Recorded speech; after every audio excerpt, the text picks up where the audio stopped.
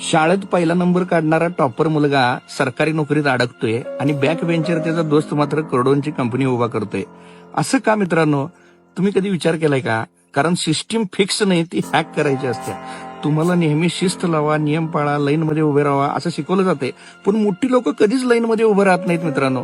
बँकेत लोक तासन तास रांगेत असतात, पण फक्त एक माणूस डायरेक्ट मॅनेजरच्या केबिन मध्ये जातोय आणि त्याचं काम 2 मिनिटात होतंय.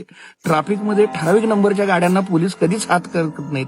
सरकारी टेंडर निघतोय, पण अगोदरच कोणतर ती डील फायनल केलेली असते. सिस्टम हॅक करणारी लोक रूल फॉलो करत नाहीत, तर ते रूल मेकर बनतात. मित्रांनो, जरा विचार करा. सार्वजनिक नियम जनतेसाठी असतात, पण पॉवरफुल लोक त्याच नियमांना वेगळ्या प्रकारे वापरतात. अर्थशास्त्राच्या पुस्तकात लिहिलंय, तुम्ही पैसे वाचवा, योग्य ठिकाणी गुंतवा. पण मोठी श्रीमंत लोक स्वतःचे पैसे गुंतवत नाहीत, ते इतरांच्या पैशाने पैसे कमवतात. शिकवण काय आहे यातनं मित्रांनो? तर तुम्ही रूल्स समजून घ्या, पण त्याच्या चौकटीत अडकू नका.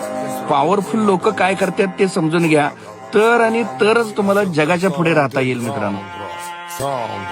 С одной головы соседи на